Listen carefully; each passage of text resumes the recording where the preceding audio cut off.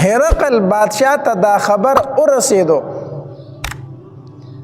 چې د مسلمانانو کم پیغمبر دی هغه وفات شوی دی او خلک بالکل وږې تږې ناستې قات سالفې ده نو تا ته دا ډېره ښه موقع ده چې په دوی باندې حمله وکړي په مدینه منوره حمله وکړي د مسلمانانو حکومت ختم کړي ځکه دغه زمانه کې د روم حکومت چې دی به ځان ته صفر طاقت ویلو لویه بادشاهي په دغه زمانه کې هغه د روم بادشاهي وه نو هرقل بادشاه دا نه غوښتل چې په دنیا کې د زما د مقابلې یو بل بادشاهي موجود وي نو هرقل بادشاه دا غوښتل چې په مدینه منوره باندې حمله وکړي او د مسلمانانو دا کم حکومت چې را روان دی دا ختم کړي نو چې کله دی خبر شو چې د مسلمانانو پیغمبر وفات شوی او دا ورته یو دروغ خبر رسېدلی و نو ده ویره دا موقع ده د حملې کولو ځکه په زړه کې د ده دا و چې دا پیغمبر چې دا رښتینی پیغمبر دی دته یو ځل نبي علیه صلات وسلام د اسلام د دعوت لپاره خط لیږلی و دله چې هغه خط ورسېدو په دغه زمانه کې ابو سفیان رضی الله تعالی عنه مسلمان شوی دی د مکې نه تللی و دغلته تجارت لا نو د ابو سفیان وغوښتو د نبی علیه صلات وسلام متعلق ته څه تپوسونه وکړه ابو سفیان ولا جوابونه ورکړو نو د هرقل بادشاه خپل قوم ته وویل وی دغه سړی چې دی دا رښتینی پیغمبر دی دا رښتینی پیغمبر دی او داسې دی په خپل تخت باندې ناستو وی زه چې په کمزۍ باندې ناست یم او په کمزۍ زما دا خپې پرتې دي یوه زمانه را روانه ده چې دلته به د هغه قدمونه را رسي دا ځای به م هغوی فتحه کوي او دا خبره یې وکړه وی کاش چې زه د ده په خوا کې ما به د ده خپې انځلې وي دا خبره یې وکړه او بیا خپل قوم ته دعوت ورکوي وی که د دنیا او د آخرت کامیابي غواړئ نو راځئ چې په دغې پیغمبر باندې ایمان راوړو نو چې دا خبره یې وکړه خلکو یو انقلاب شروع کو غوغا شروع کړه ښه ته پې ایمان راوړي نو دی ویریدو نو خلکو ته ویل وی ما خو هسې ټوکې کولې تاسو مې کتی چې تاسو په خپل دین کې څومره مضبوط یې بدبخته بادشاهي غوره کړه او دین اسلام یې پرېښودو نبی علیه صلات وسلام ته چې خبر راورسېدو نو نبی علیه صلات وسلام وفرمایل وی دنیا او د دنیا بادشاهي غوره کړه او آخرت یې پرېښود کو چېرته د ایمان راوړی وی د ده د وجې نه به په روم کې ډېر خلک مسلمانان شوی و ځکه بادشاه و خو ده وی چې بادشاهي مې د لاسه ځي نو د خپل ایمان نه بیا واپس نو ښه ورته پته وه چې دا رښتینی پیغمبر دی خو چې کله خبر شو چې هغه وفات شوی دی نو دوی اوس موقع ده ځکه د هغه په ژوندانه باندې د هغه سره مقابله ممکنه نه وه نو دوی ځای چې اوس پې حمله وکړو 40,000 لښکرې د رومیانو تیار کو 40,000 او د نبی علیه صلات وسلام مقابلې له روان شو په مدینه منوره باندې د حملې کولو دپاره دلته نبی علیه صلات وسلام ته خبر راورسېد د الله پاکه پیغمبره د روم چې کوم بادشاه د هرقل هغه په مدینه منوره باندې د حملې کولو اراده کړې ده نبی علیه صلات وسلام صحابه کرام راټول کړو وی دا خو ډېره زیاته بېخوندتیا ده چې هغه د روم نه را روان شو په مدینه منوره باندې حمله وکړي زه چې موږ ورله مخکې لاړ شو موږ ورله مخکې ځو ځکه دا خو بېخوندتیا ده چې هغه راورسي او په موږ باندې حمله وکړي نبی علیه الصلاة والسلام د 10,000 لښکر تیار کو د مسلمانانو داسې لښکر چېرته مخکې نه دی تیار شوی داسې لښکر مخکې د مسلمانانو چېرته نه دی تیار شوی دا په اول ځل باندې د مسلمانانو دومره غټ لښکر تیار شو خو دا موسم چې دا سخته ګرمي وه سخت ګرمۍ کې دا غذا راغلی ده او بل ته د مدینې منورې باغونه چې وو هغه هم پخ شوي وو کجورې پخ شوي وي نو نبی علیه الصلاة والسلام صحابه کرامو ته وفرمایل وی ځئ چې غذا له ځو نو دلته کې منافقینو پروپیګنډه شروع کړه وی دې ګرمۍ ته وګوره او د ده غذا له تلو ته وګوره او روم کم ځای کې دی دومره لرې تلو نو منافقین خپل ملګرو ته وی په کلار کینه ګرمي ده لا تنفروا فی الحر ګرمۍ کې موزه دا ګرمي ده په دې ګرمۍ کې سفرونه نه کیږي الله تبارک وتعالی آیت نازل کو قل نار جهنم اشد حرا دا الله پاک پیغمبر او ته اور د جهنم د دې غرمونو ډیر ګرم دی تاسو یې ګرمي ده موزه کنه او اور د جهنم ګور ډیر زیات ګرم دی نبی علیہ الصلوۃ والسلام دلته کې لوی لخر د مسلمانانو تیار شو ډیر زرا نو داغي د پاره د سورلوم د ضرورتو داغي د پاره د جنگ د سامانوم ضرورتو نو نبی علیہ الصلوۃ والسلام اعلان وکړ په دې غزا کې ویره چند راوړی دا واحد غزا ده چې په دې کې نبی علیہ الصلوۃ والسلام د چندي اعلان کړی دی مخکې غزاګانو کې نبی علیہ السلام داسې پټه غونډه خبره کوله چې دا راز پاش نشي دلته ښکاره اعلان وکړو وی چند راوړی ځکه چې جنگ مو د ډیر یو لوی طاقت سره دی جهاد د یو ډیر لوی طاقت سره دی رومیان دي د زمانې ځان ته سپر طاقت وایي او دویم سفر هم وګد دی لښکر هم زیات دی د جنگ سامان هم نشته دی چنده راوړی هر صحابي کور ته روان شو زی چې چنده راوړي عمر رضی الله تعالی فرمایي چې نبی علیہ الصلوۃ والسلام د چندي اعلان وکړ زه ډیر زیات خوشاله شوم وی خوشاله دا شوم چې په دې ورځو کې زما سره لک مال موجود او مالدار وم وی ما وی چې زه دا ځل خو د ابوبکر نه نمبر وسم کنه دا ځل د ابوبکر نه نمبر وسم چې نبی علیہ الصلوۃ والسلام اعلان وکړ وی کور ته لاړم وی کور کې چې مې څومره سامان هغه مې په منځ باندې نیم کو او نیم سامان مې کور پرې خود او نیم مې راوړ د نبی علیہ الصلوۃ والسلام خوا کې مې ورته وکړ او خوا ته ور سره کېناستم خوشحالېږم چې ما ډېر سامان راوړی دی وی ابو بکر رضی الله تعالی عنہ هم څه سامان راغسته دی راوړ د نبی علیہ الصلوۃ والسلام خوا ته کې خود په چنده کې هغه ورته کېناست زه د ابو بکر سامان ته ګورم خپل ته ګورم خوشحالېږم چې زه دا ځل مې د ابو بکر نه وګټله زما سامان ډېر دی د ابو بکر رضی الله تعالی عنہ نه وی عثمان رضی الله تعالی عنہ هم کور ته لاړو چې کور ته لاړو 300 وخانې راوستل 300 اسونه 300 اسونه او زر اشرفی عثمان رضی الله تعالی عنہ راوړي 300 اسونه او زر اشرفی دا اشرفی چې دی دینار ته ویل شي دا د سرو زرو پیسې د ډېرې قیمتي روپۍ دي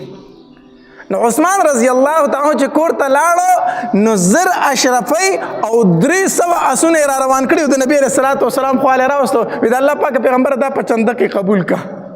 300 اسونه مونږ هم وای مونږ چنده ورکو کنه مونږ هم چنده ورکو 10 روپۍ ګور هغه ورکو مونږ ما چنده ورکړه نبی علیہ الصلوۃ والسلام دا زر اشرفی په لاس کې نیولې صحابه کرام فرمایي وی نبی علیہ السلام په دې لاس کې دي اړه ولې راړه ولې او دومره ورته خوشاله ده کنه نبی علیہ السلام فرمایل چې عثمان د نن نه بعد څه عمل کوي ته نقصان نشي رسولې عثمان چې څه کوي کوي ته د نن نه بعد یو عمل نقصان نه درسي دا مطلب نه چې نبی علیہ الصلوۃ والسلام ورته فرمایل چې ګناه کوا مطلب دا دی الله به نن نه بعد د ګناه نه ساتي ته به نن نه بعد ګناه د سره کوي نه دومره خوشاله شو نبی علیہ الصلوۃ والسلام د عثمان رضی الله تعالی عنہ په مال باندې ویخه نبی علیہ الصلوۃ والسلام زما طرف ته متوجه شو عمره سدی راوړي دی په چنده کې وی ما ورته چې الله پاک پیغمبره په کور کې مې چې څومره سامانو هغه مې په منځ نیم کو نیم مې کور پر خدا نیم مې دا راوړی دی چې ښه ابو بکر نه تاسو کو چې ابو بکر سدی راوړي دی چې الله پاک پیغمبر د کور ټول سامان مې راوړی دی ښه کور کې زو هغه هر څه راوړي دی وی ابو بکر په کور کې دی بچو ته سپریخي دی اذا الله پاک پیغمبر استا او د الله نوم می ورته پرېخې دی په کور کې می بچو ته الله او د الله رسول پرېخې دی په کور کې چې سو هغه می ټول راوړي دي عمر ما وویل چې د ابوبکر سره مقابله نه کیږي ما خو چې زه به د ابوبکر نن وګټم ما خو د کور سامان په منظم کړي ابوبکر چې په کور کې سم منتغه ټول راوړي دي دا د هغې د نبی علیہ الصلوۃ والسلام سره مینه محبت وه چې کور کې څه سامان هغه ټول راوړي ها دا د هغې یقین او دا د هغې عقیده و علما لیکي ما تعالی دا جایز نه دی چې د کور ټول سامان په چنده کې ورکو ځکه زمونږ دومره عقیده نشته دی دومره ایمان نشته دی د کور ټول سامان کو د الله په لار کې ورکړو سبا به خیر غواړي بیا بیا به څه غواړي خیر غواړي بل ته به لاس نیسي نو د هغې نه ښه دا چې د خپل ټول سامان د الله په لاره کې نه ورکړي څه د بچو له پرېږدي د هغې خو یقین و د هغې عقیده وه الله تبارک وتعالی به ورله اخ شانتې بندوبست کو نو تا د صحابه کرامو په دین کې د یو بل سره سیالي وه چې یو صحابي وي زه به د ده نه نوم ګټم بل وي زه به نوم ګټم د هغې د یو بل سره په دین کې سیالي وه زمونږ د یو بل سره سیالي ده خو په دنیا کې ښه د ګاډی اخیستی دی زه به هم ګاډی اخلم ښه د بنګله جوړه کړه زه به هم بنګله جوړوم ښه د پلانکي زه 2 روپیو ګټلې زما دا به هم دومره ګټې کو حلالې وي او کو حرامې وي ګاډی په حلالو اخیستی کو په حرامو اخیستی دی کور یې په حلالو جوړ کړی کو په حرامو جوړ کړی دی خو بس زه به هم جوړوم دې ته نه ګورو چې دا پیسې حلالې دي کو حرامې دي زمونږ سیالي د یو بل سره په دنیا کې ده په پیسو کې ده اگر چې هغه حرامې ولې نه وي د صحابه کرامو سیالي د یو بل سره په دین کې وه او دا د مسلمان شان هم دی چې دوی به یو بل سره سیالي په دین کې کوي دې وجې نه یو ځل نبي علیه الصلاة وسلام له دا غریب صحابه کرام رالو د الله پاکه پیغمبره زمونږ نه مالدار صحابه کرام مخکې شو په نیکو کې هغه زمونږ نه مخکې شو ځکه چې مونږ منځونه کوو هغې هم منځونه کوي مونږ روجې نیسو هغې هم روجې نیسي مونږ ذکر کوو هغې هم ذکر کوي خو د الله پاکه پیغمبر هغه خیراتونه کوي او مونږ خیرات نشو کولی هغې صدقې ورکوي مونږ صدقې نشو ورکولی ځکه هغه مالدار دی او مونږ غریبانان یو نو هغه زمونږ نه په نیکو کې مخکې لاړو نبی علیه الصلاة وسلام ورته وفرمایل وی زه درته یو عمل ښیم تاسو به د مالدارو نه مخکې شئ غریب صحابه کرامو ته فرمایل وی کم نبی علیہ الصلوۃ والسلام ورته فرمایل وی د هر فرض مانځنه ورستو 3 شپېرې سبحان الله 3 شپېرې الحمدلله او 4 شپېرې الله اکبر وایي دا د هر فرض مانځنه کوي د دې دومره ثواب دی چې دومره ثواب د مالدارانو د صدقو نشته دی تاسو به د هغې نه مخکې شئ یو روایت کې راځي نبی علیہ الصلوۃ والسلام ورته وفرمایل د اوده کېدو په ټایم کې دا وایي چې کله اوده کېږئ 3 شپېرې سبحان الله 3 شپېرې الحمدلله او 4 شپېرې الله اکبر وایي نو غریب صحابه کرام خوشاله شو وی زمونږ د مالدارانو نه به اوس مخکې شو غریب صحابه کرامو د هر مانځه نه وروسته دا وظیفه شروع کړه دا ذکر یې شروع کړو مالدار صحابه کرام پې خبر شو ویل هغوی وی دا مونږ نشو کولی سو چې تاسو یې کوئ چې مونږ به هم کوو که نه نو مالدار صحابه کرام هم دا ذکر شروع کړو هغې هم دا شروع کړو نه غریب صحابه کرام بیا لاړ نبي علیه الصلاة وسلام لره وی د الله پاکه پیغمبره خو زمونږ سره یو شان نه بیا زمونږ نه مخکې شو ځکه چې دا کم ذکر مونږ کوو دا خو هغې هم شروع کړو نو هغې خو صدقې هم ورکوي زکاتونه ورکوي خیراتونه کوي نو د هغې ثواب خو بیا جدا دی خو بیا زمونږ نه مخکې لاړو نو نبي علیه الصلاة وسلام وفرمایل په دې کې مونږ اوس څه نشو ویلی ذلک فضل الله یؤتیه من یشاء دا خو د الله فضل دی نو هغوی ته یې ورکړی نو اوس پکې زه څه ووامه اوس پکې زه څه ووامه دا خو الله هغې له دا مالداري ورکړې ده نو دا خو د الله فضل دی نو چې د هغې له ورکړی دی نو د صحابه کرامو د یو بل سره سیالي د په دین کارونو کې وه په نیکو کې وه دا ذکر مې درته وښو دا ذکر تاسو کوئ هر مانځه پسې وروستو 3 شپېرې سبحان الله 3 شپېرې الحمدلله 4 شپېرې الله اکبر دا څو تسبیحات شو 100 تسبیحات شو که نه دا 100 تسبیحات شو او منځونه په ورځ کې څو دي 500 نو دا تسبیحات د ورځې څو ځله شو 500 نو 500 او الله تبارک وتعالی د یوې نیکۍ بدله په څو ورکوي په 10 باندې الله تبارک وتعالی یوه نیکي بدلوي د مسلمان په 10 باندې نو چې 500 له 500 له په 10 کې ضرب ورکړي نو څو تېنو جوړېږي 5,000 که نه 5,000 تېنو جوړېږي نو د ورځې 5,000 تسبیحات شو چې په هر مانځه پسې ته دا وایي د دې وجې نه یو ځل نبي علیه الصلاة وسلام وفرمایل وایي چې کله دا تسبیحات تاسو د هر مانځه نه وروستو کوئ نو دا 5,000 تسبیحات شو نو په تاسو کې داسې څوک شته چې هغه 5,000 ګناهونه د ورځې وکړي 5,000 ګناه څوک کولی شي نشي کولی نو هر مانځه پسې دا تسبیحات وایي دا 5,000 نیکۍ دي نو 5,000 ګناه خو یو انسان نشي کولی نو نیکۍ دي په ګناهونو باندې څه شولې زیاتې شوې چې هر مانځه پسې وروستو دا تسبیحات وایي نو پکار دا چې هر فرض مانځه پسې مونږ دا تسبیحات وایو د اوده کېدو په ټایم کې هم وایو نو عمر رضی الله تعالی عنہ فرمایي وی ابوبکر را نه بیا دلته مخکې شو نو ما وی چې د ابوبکر مقابله ګرانه ده نبی علیہ الصلوۃ والسلام د زبرګې میاشت وه 5 تاریخ و او تبوک په طرف باندې روان شو او 10,000 لښکر ورسره دی. په دې کې څه صحابه کرام رالو او نبی علیہ الصلوۃ والسلام ته وفرمایل وی د الله پاک پیغمبر مونږ له سورلې راکړه چې مونږ در سره جهاد لاړ شو. غریب صحابه کرام مونږ لم څه اسونه او خان څه خر په کار دی چې مونږ په سواره شو ستا سره مرګ شو غزا له لاړ شو. نبی علیہ الصلوۃ والسلام ورته فرمایل ما سره خو څه شی نشته چې زه تاسو له درکمه. هغه صحابه کرام د هغې ځای نه په جړا باندې روان شو جړلې چې موږ د نبی علیہ السلام نه پاتې کېږو او نبی علیہ السلام غزا له روان دی. الله تبارک وتعالی آیاتونه نازل کړو ولا علی الذین اذا ما اتوک لتحملهم قلت لا اجد ما احملكم عليه تولوا واعینهم تفیض من الدمع حزنا الا یجدوا ما ينفقون. د سترګو نه اوښ کې باید واپس روانو جړلې چې موږ نبی علیہ الصلوۃ والسلام نه د غزا نه پاتې کېږو. ټول مسلمانان غزا له لاړو. مدینه منوره کې صرف یا څوک پاتې شو ضعیفان بوډاګان پاتې شو یا معذوره پاتې شو یا ښځې پاتې شوې یا منافقین پاتې شو یا د غریب صحابه کرام پاتې شو. غریب صحابه کرام او نبی علیہ الصلوۃ والسلام چې کله روانېدو نو علي رضی الله تعالی عنہ ته وفرمایل وی ته پاتې شه ته به د کورونو خیال ساتي ته به څه ساتي د کورونو خیال ساتي خپل نائب یې وګرځوي ته پاتې شه ته موږ سره مزه. نو چې نبی علیہ الصلوۃ والسلام روانېدو علي رضی الله تعالی عنہ ورته وفرمایل وی د الله پاک پیغمبر ته ما د ښځو د بچو سره پرېږدي ته په مدینه کې ما د زنانو سره پرېږدي او د ماشومانو سره مې پرېږدي په خپله رانه ځئ.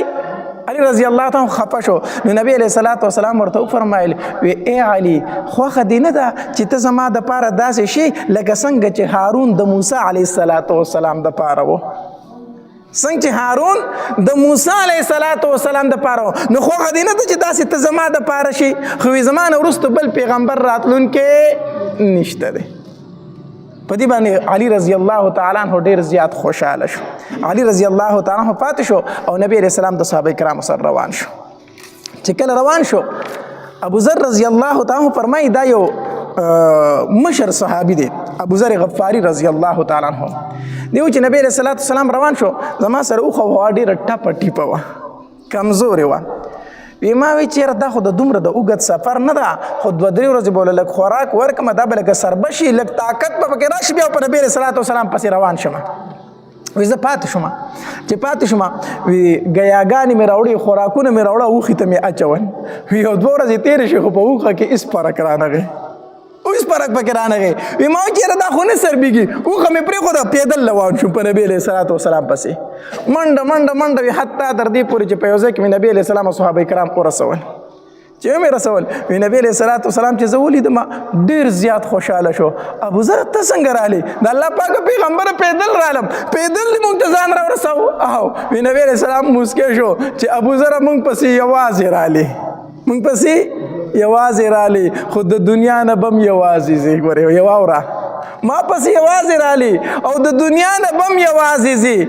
او د الله تبارک وتعالی ته به هم یوازې پاسي. چې دا راته وویل بهرحال بیا دغه شانتې وشوله هم ابو ذر غفاری رضی الله تعالی په سفر باندې روانو ربزه مقام ورته وی هلته کې بیمار شو هلته کې وفات شو. هېڅوک نو بلکل یوازې وفات شو. حتی در دې پورې دومره هم څوک نو چې کفن دفن یې کړی وی. بیا څه ټایم بعد عثمان غنی رضی الله تعالی عنہ راغی چې ولیدو نو بیا یې پې جنازه وکړه هلته یې دفن کړو هلته یې دفن کړو. نو وفات شي هم دقې شانتې یوازې بیا بلکل وی زه ورسره د هغې ځای نه ملګری شوم روان شوم. وی تلو په لاره باندې بیا هغه د سمودیانو کنډرات رالو چې هلته څنګه ورسېدل نبی علیہ الصلوۃ والسلام سر مبارک کته کو د الله تبارک وتعالی ذکر شروع کو استغفار شروع کو. صحابه کرامو ته فرمایل وی د دې ځای نه په منډه باندې تېرېږئ دې ځای نه په منډه باندې تېرېږئ او دې ځای کې به اوبه هم ګورئ نسکئ دا وفرمایل نبی علیہ الصلوۃ والسلام او په انتهایی عجز باندې روان دی او سر یې ښکته نیولی وی ځکه دا هغه مقام دی چې دلته د الله عذاب راغلی دی دا هغه مقام دی چې دلته نافرمانه خلک الله د دنیا نه پناه کړی دی په عاجزۍ سره روان دی. نبی علیہ السلام استغفار وایي سر یې ټیټ نیولی. صحابه کرامو ته فرمایي وي زر د دې ځای نه وځئ ځکه په دې باندې اوس هم د الله غضب او غصه ده په دې ځای زر تېرېږئ. خو ډېره لویه مجموعه 10,000 کسانو نو د نبی علیہ السلام اواز هر چا وانه اورېدو وي دلته به اوبه موبه هم نسکئ اوبه به نسکای. نو دا واس خو ټولو کسانو وانه اورېدو. بعضې کسانو د هغې نه لږې اوبه موسکلي، بعضو پکې اوړه واغږل، اوړه یې ځان له تیار کړو ډوډو موړو دپاره، اوړه یې په هغې اوبو باندې واغږل. بیا چې نبي علیه صلات وسلام خبر شو وایي د الله پاکه پیغمبر بعضې کسانو ته اوړه غږلي په هغې اوبو باندې. نبي علیه السلام وفرمیل دغه ډوډۍ مه استعمالوئ، دا اوښانو له ورکئ، دا اوښانو له ورکئ. په دې ځای باندې زر تېرېږئ. اوس هم علما لیکي چې په کم مقام باندې عذاب راغلی د الله نافرمان خلک پکې تېر شوی، دغلته مه ورځه، دغلته مه ورځه. الله دې زموږ په حال رحم وکړي. مونږ وایو دا کندرات دي، دا آثار قدیمه دي، چکر له وله لاړ شي هلته کې د الله نافرمانۍ کوي، هلته داسې ښځې ګرځي چې په نیمو جامو کې ګرځي، هلته مونږ د سیل ځای رخ کړی، مونږ د چکر ځای رخ کړی، دې ته نه ګورو چې دا کندرات د چا نه پاتې شوي دي، دا ولې پاتې شوي دي؟ دا هغه خلکو چې د الله نافرمان او د الله عذاب پرې راغلی دی. هلته کې لاړ شه، د الله نه ویریږه، عبرت حاصل کا. دا نافرمان خلکو الله ته مخ د ځمکې وزګار کړی دی. استغفار ووایه، الله ته په جړا شه په دغې ځای کې. مونږ ته د سیل او د چکر ځای رخ کړی، داسې ده که نه ده؟ بلکې حکومت پې ټیکس مقرر کړی وي چې زه ورته نه په دروازه کې پیسې واخلي، وایي دومره پیسې راکړه لاړ شه ځان له پکې پټوان مټوان وباسه، وګرځه چکر وخه. چکر نه، عبرت حاصل که لاړ شه. دا د عبرت حاصلولو ځای دی. نو داسې ځای ته به چکر وله نه ځې، کو ځې نو عبرت له ورشه، په منډه ترې وځه، بیا ایسارېږه پکې مه. نو د سمودیانو په هغې ځایونو باندې نبي علیه صلات وسلام ورغی چې لږ مخکې لاړو، صحابه کرامو ته وفرمایل وایي د الله پاکه پیغمبره تږي شوي یو، څاروي هم تږي شوي دي،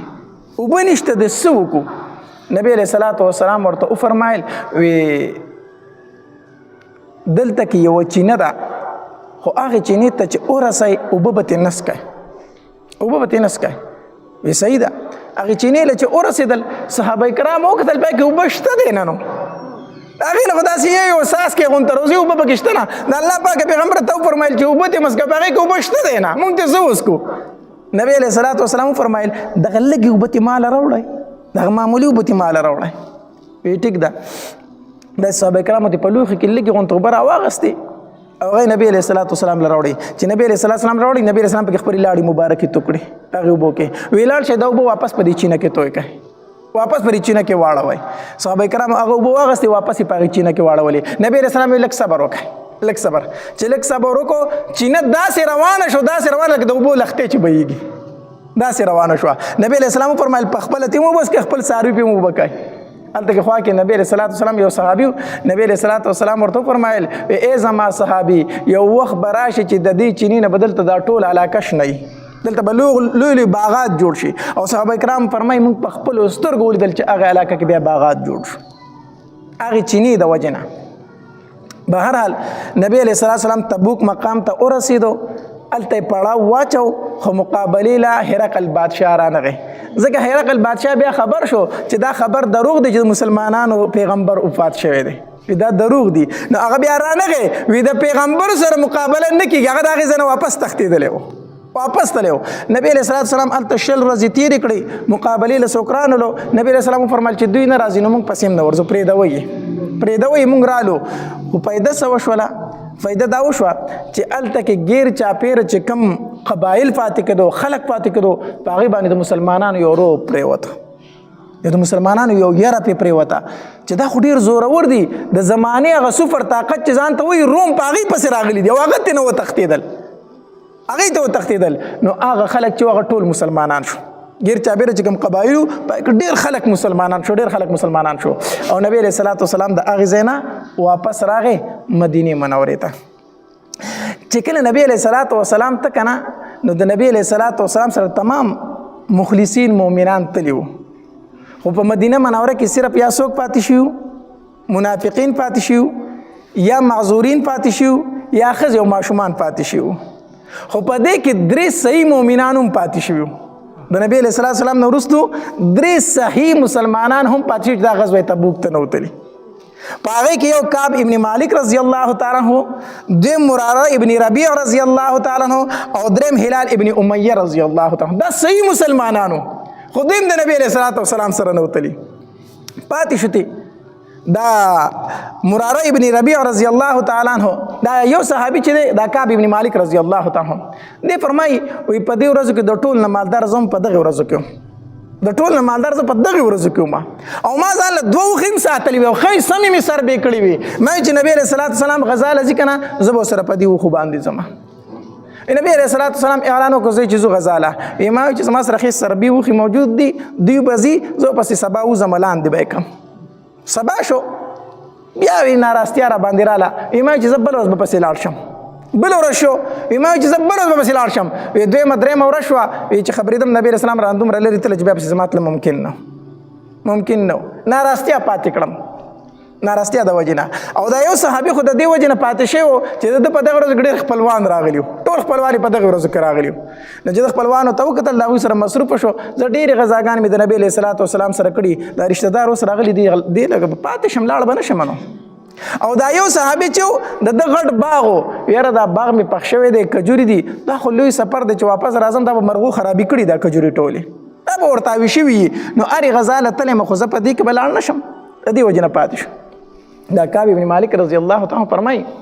یو ځل راووتم مدینه منوره کې ګیر چاپېره ګرځم ګورم نو یا مې نظر په ښځو لګي نو چې ځان ته مې وکتل ما چې زه خو ښځه هم نه یم یا مې په معذورینو نظر لګي نو چې ځان ته مې وکتل زه خو معذور هم نه یم یا مې نظر لګي په بوډاګانو لګي نو چې ځان ته مې وکتل زه خو بوډا هم نه یم یا مې نظر په غریبو صحابه کرامو ګوري چې سورلي ورسره نه و چې غذا له تللی وی نو زما سره خو دوه وښې ولاړې دي وی انتهایي خفه شوم چې دا رانه څه وشو دا رانه څه شوي دي نبی علیه صلات وسلام چې د غذا نه واپس راغی مسجد نبوي کې کېناست چې کېناستو منافقین راځي بانې کوي یو سوی بل سوی بانه کوي نبی علیه صلات وسلام خو پېژندل چې دا منافقین دي نبی علیه صلات وسلام ورته فرمایي ښه ټیک ته صحیح ده ځه یو منافق پکې راغی وی د الله پاکه پیغمبر زه ځکه پاتې شوی یم چې تا ته پته ده زه لږ د ښځو شوقي یم او د روم ښځې چې دغه ډېرې ښایسته دي ښکلې ښځې دي نو ما ویل چې هلته به بله فتنه کې به اخته شمه ته دغې وجې نه یم تللی نبي علیه السلام ورته وایي ښه ښځه ټیک ده ځه دا کعب ابن مالک رضی الله تعالی فرمایي زه هم د جومات په ګوټ کې داسې ناست وم ځان له مې سوچ کو چې یاره نبي علیه الصلاة والسلام ته دروغ وامه جو خلاص به شمه ملګرو راته مو ویل چې نبي علیه السلام ته دروغ ووایه خلاص به شي بیا مې سوچ کو چې نبی علیه صلات وسلام ته دروغ ووامه چې یا بیمار وم یا بل څه نو د نبي اسلام خو به پورې باسم خبره به ورته وکړمه ټیک شو زه به ځان خلاص کړمه خو که الله تبارک وتعالی ورته ووایي چې دا کعب ابن مالک دروغ وایي نو بیا زه به نبی اسلام ته دروغ ووامه نبی علیه السلام به دوکه کړمه خو که الله ورته ووایي چې دا کعب ابن مالک دروغ وایي نو بیا به څه کېږي که نه ځان سره مې کرل ریبل کول ما وایي چې یاره رښتیا وامه داسې پاسېدم د نبي علیه صلات وسلام خواله ورلم نبي علیه صلات وسلام چې ما ته داسې وکتل مسکی شو خو مسکی شو خو د خفګان مسکای وه بیا رانه مخ داسې واړو ما ورته وایي چې د الله پاکه پیغمبره زما د الله په ذات باندې قسم زه رښتینی مسلمان یم زه صحیح مسلمان یم د الله پاکه پیغمبره ما منافق مه حسابوه نبي علیه صلات وسلام راته وفرمایل چې ستا سره چې هغه دوه وښې وي اته چې زه په غزا لازم ما در سره نشته د الله پاکه پیغمبر را سره ولاړ دي ولې نه تلې ما ورته د الله پاکه پیغمبر د سستیا د وجه نه پاتې شوی هیڅ عذر نه و هیڅ خبره نه وه خو د ناراستۍ د وجه نه پاتې شوی یم نبي علیه صلات وسلام راته وفرمیل چې زه ستا معامله زه په الله پرېږدم زه ستا معامله په الله باندې پرېږدم راپاسېدم د نبي علیه صلات وسلام نه خفه یم سخت خفه یم چې بهر ته راووتم تپوس مې وکړو چې زما په شانتې کار د بل چا سره هم شوی دی صحابه کرامو راته وفرمایل چې او ستا دوه ملګري نور هم شته هلال ابن امیه او مراره ابن ربیع هم ستا په شان دي هغې ماسې پاتې شوي دي زړه ته مې لږه تسلي راله ما چې زه خو ډېر زیات کمزور یم خو خو بدري صحابه کرام دي خیر دی که زه کمزور یم زړه ته مې لږه تسلي راله وروتم بار ته نبی علیه ورځ چې تېرې شوې نبی علیه صلات وسلام وفرمایل چې د دې دریو صحابه کرامو سره به څوک خبرې نه کوئ هېڅوک په سره خبرې نه کوئ سلام به پرې نه اچوئ او که سلام یې در باندې واچو جواب به ولم نه ورکوئ جومات ته رالمه په نبی علیه صلات وسلام مې سلام ور واچو نبی علیه السلام جواب رانه کړو صحابه کرامو راله جواب رانه کړو داسې کېناستم نبی علیه صلات وسلام ته داسې وګورم نو نبی علیه السلام رانه مخ واړی نبی علیه السلام رانه مخ واړی چې بیا زه داسې کښېنم نو چې زما بل طرف ته خیال شي نو دا نبي علیه السلام ما ته ګوري، زه یې پر سترګو کې ساتم، نو چې زه اخوا ګورم ما ته نبي علیه السلام ګوري، خو چې زه نبي علیه السلام ته مخ واړم نو نبي علیه السلام زما نه مخ واړی. په مانځه باندې ودرېدم، مانځه کې مې داسې په دې سترګې په دې ګوټ کې نبي علیه السلام ته به کتل، نبي علیه السلام به ما ته کتل، خو چې پوه به را باندې شوی نبي علیه السلام به رانه مخ واړه. سخت خفه ومه. بار ته ووتم، په صحابه کرامو مې سلام واچو، صحابه کرامو راله د سلام جواب رانه کو، ډېر سخت خفه شوم. د تره زوی مو ابو قتاده رضی الله تعالی عنه د هغه کره کور ته لاړم، ما په ابو قتاده باندې سلام په کور کې ور واچو، هغه رالم جواب رانه کو. ما ورته ویل چې ابو قتاده زه مسلمان نه یم، زه د الله او د الله د رسول سره مینه نه لرم. خاموشه دی، ما ته څه نه وایي. ما ورته ویل چې ابو قتاده زه د الله او د الله د رسول سره مینه نه لرم، بیا خاموشه دی. په درېیم ځل مې ورته وي چې ابو قتاده تا ته وایم، د تره زویه تا ته وایم، زه د نبي علیه السلام سره مینه نه لرم، زه د الله سره مینه نه لرم. هغه راته دقه شانتې په جواب کوي چې ما ته څه پته ده چې ته د الله د رسول سره مینه لري او که نه لري. چې دا خبره مې واورېده که نه، سترګو نه مې اوښکې روانې شو چې خلکو خو زما په ایمان هم شک دی، اوس خو زما په ایمان کې د خلکو شک پیدا شو چې دا مسلمان دی او که نه دی. سهار له بازار ته ووتم، په بازار کې ګرځم، یو ته ګورم بل ته ګورم چې ما ته به څوک اواز وکړي، خو زما سره کم سړی راته ګوري نظر رانه اړوي، ځکه نبي علیه السلام حکم کړی که نه چې خبرې ورسره مه کوئ. بازار کې روان یم، هلته کې یو عیسایي و تجارت له راغلی و، د نجران عیسایي و. هغه اواز وکړو، داسې چا نه یې تپوس وکړو چې کعب ابن مالک څوک دی؟ یو تړ ورته اشاره وکړه دا پورې چې روان دی دغه کعب ابن مالک دی. ما له خوا راغی، په لاس کې راله داسې یو خط راکوي، ما ورته چې دا څه دي؟ چې دا د شام د بادشاه خط دی، تا ته یې رالیږلی دی. ما چې د شام بادشاه ما ته خط څه دي پکې؟ چې کور ته لاړم، خط مې کولو کو، هغه راته خط رالیږلی و، په خط کې دا لیکلي و چې ای کعب ابن مالکه، زه خبر شوی وم چې ستاسو پیغمبر په تاسو ډېر ظلمونه کوي او ستا سره ډېر زیاتې راغستی دی، راشه عیسایي شه زموږ دروازې تا ته کولو دي،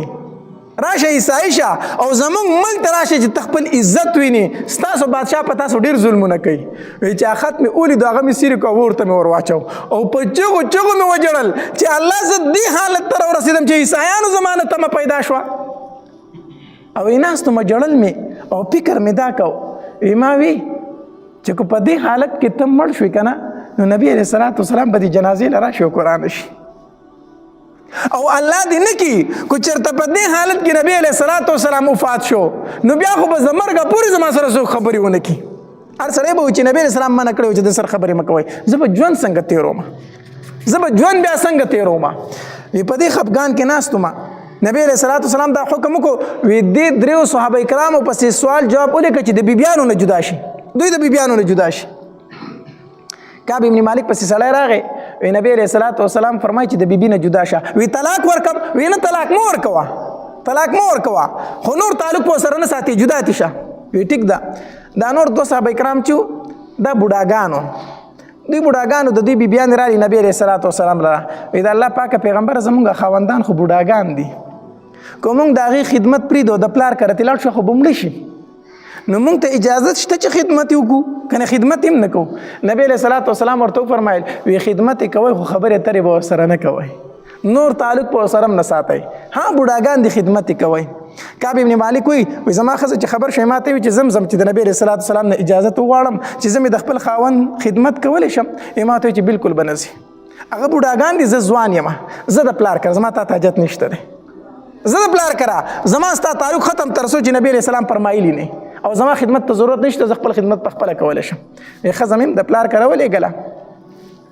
په کور کې بالکل یوازې ناست یم او سحر ټایم و، بالکل سحر وختي وي بره کوټې ته وختم او داسې ناست یم او سوچ کوم چې د الله څه کار دی چې زما توبه قبلوي، الله زما ته څه ضرورت دی؟ ضرورت خو زما الله ته دی، زه جهاد له نه یم تللی، نافرماني مې کړې ده، الله ما ته څه ضرورت لري چې زما دعا به قبلوي؟ په دې خفګان کې ناست یم چې زه به دغه شان د دنیا نه ځم، ما به نبي علیه السلام خفه پاتې کېږي. دا سوچ مې کوه، په دې سوچونو کې ناست یم. سحر وختي و چې په نبي علیه السلام دا آیتونه نازل شو، وعلى الثلاثة الذين خلفوا حتى اذا ضاقت عليهم الارض بما رحبت وضاقت عليهم انفسهم. دا هغه دریو تنو الله تبارک وتعالی توبه قبول کړه چې په هغوی باندې دا پراخه دنیا تنګه شوې وه، پراخه دنیا پسې شوې وه تنګ شوی وه 50 ورځې پس د هغې دا توبه قبوله شوه د آیتونه الله تبارک وتعالی نازل کړو نبی علیه السلام وفرمایل وی لاړ شئ په کعب ابن مالک باندې زیری وکئ وی زه په کوټه باندې ناست وم جبل سلع ورته ویلی شي د هغې طرف نه آواز وشو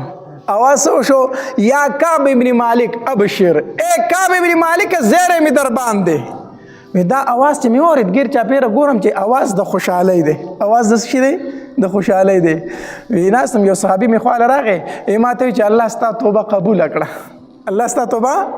وی ځان ته مې وکتل ایس را سره نه و 2 څادرې را سره وي دواړه مې هغه ته غېږ ته ور وویشتې چې دا دې ستا شوې په زیري کې دې دا شوې ایس را سره نه و دغه 2 څادرې وې مې دواړه هغه ته وویشتې دا ستا شوې او خلک چې په چا باندې زیری وکړي ویل که زیری ورکړه که نه دا ثابت دي ښه دا زیری ورکول څه دي ثابت دي دا په شریعت کې شته دی څوک در باندې خوشحالۍ زیری وکړي ورکولی څه شي نو په کعب ابن مالک چې هم زیری وشو وي ځان ته مې وکتل هېڅ نه خو دغه 2 څادرې وي د ځان نه مې راټولې کړه د هغه غېږ ته مې وویشتې ما ته وایي چې دا واله وی رالم مسجد نبوي ته نبي علیه الصلاة والسلام ناست دی وی صحابه کرام ماله یو تن هم راپانسېد وی څنګه چې مسجد نبوي ته داخل شوم صرف طلحه ابن عبیده رضی الله تعالی رامنډې کړې وی ما نه غاړه تاو کړه په دواړه مخه ښکل کړم په جړا شو راته کعب ابن مالک په وی قسم په الله د طلحه ابن عبیده دا احسان به زه چېرته هېر نه کړم ما ته یو تن هم اواز نه کو خو چې مسجد نبوي ته داخل شوم صرف دې ماله راپاسېدلی دی وی نبی علیه الصلاة والسلام ته کېناستم داسې مخامخ وی نبی علیه الصلاة والسلام مسکې شو وی ما ته وی چې ای کعب ابن مالک هغه ورځ مې درته مبارک شه چې مور دې زیږولې داسې د خوشحالۍ ورځ په تا نه ده راغلې دغه ورځ دې مبارک شه چې مور زیږولې داسې خوشحاله ورځ په تا باندې نه ده راغلې ما ورته وی چې د الله پاکه پیغمبر الله مې توبه قبوله کړه خو زه چې پاتې شوی یم که نه زه چې پاتې شوی یم